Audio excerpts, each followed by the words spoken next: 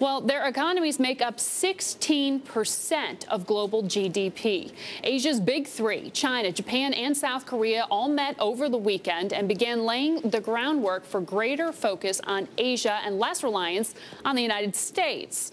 Although an EU-like body is still years away from becoming a reality, they're talking about building this concept. So how would that affect the balance of power within the region and beyond?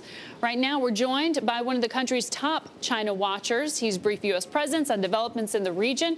That's Harry Harding, Dean of the Frank Batten School of Leadership and Public Policy at the University of Virginia. Good morning to you, sir.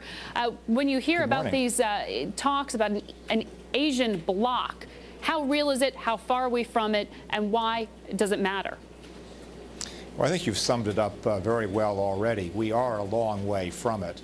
The process has barely begun. The differences in political system, level of economic development in Asia are far greater than was the case in Europe when the process began there in the 1950s. But the point is they are talking about it. And they're talking about it as a EU-type arrangement. In the past, the line has always been that Asia is so different from Europe. Now they're saying, well, maybe there are some similarities. So the fact that it's on the agenda, the three major Northeast Asian players seem to have endorsed it, is a very important development indeed.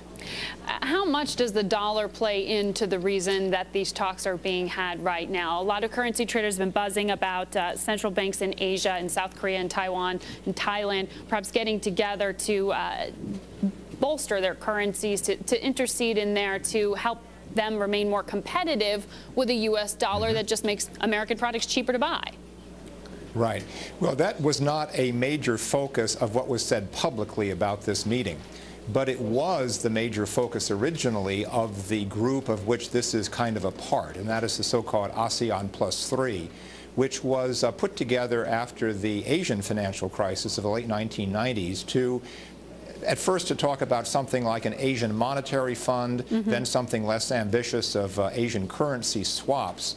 That clearly is on the back of everybody's mind, and particularly the idea that the dollar needs to be supplemented with other reserve currencies. But at least publicly, they didn't emphasize that very much. Indeed, the emphasis publicly was on the North Korean nuclear question. Well, Japan's prime minister publicly seems to be the one sort of leading the charge on this Asian bloc and publicly speaking about potentially the need for that. How much of that is a story of Japan's declining influence, and how much of it is a need within the region itself?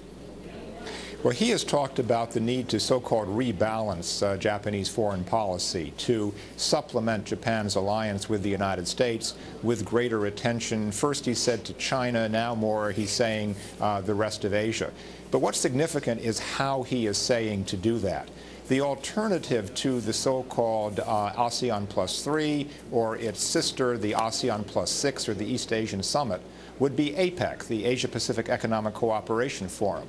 The big difference is those ASEAN Plus arrangements do not include the United States. APEC does. APEC has fallen on hard times recently, losing direction. And so the question is whether the region is going to put more emphasis on APEC that includes the U.S. or focusing, as it now would seem to be the case, more on groupings in East Asia that do not include Washington. Professor, we led into this interview talking about what happened with North Korea overnight, test firing 5 short-range missiles. How much momentum there is there really in disarming North Korea? And regionally, what kind of cooperation is the U.S. going to get? Well, I think we're seeing, just from this meeting in Beijing, kind of 2 different themes here. The South Koreans and the Japanese are stressing the need for North Korea to get back to the 6-party talks. They don't want to be excluded from this process.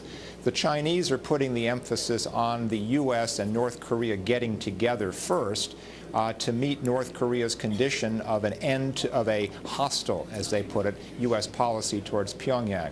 I think history shows we should not be too optimistic here. It's good news that the North Koreans are at least conditionally agreeing to return to the 6-party talks, but what it will take in terms of carrots or sticks to get them to completely denuclearize, that is the big question, especially when the Chinese seem so opposed to any kind of sticks and so emphasizing unconditional carrots. All right, thank you so much. That's Professor Harry Harding, Batten School of the University of Virginia, my alma mater. Wahoo wah, Professor.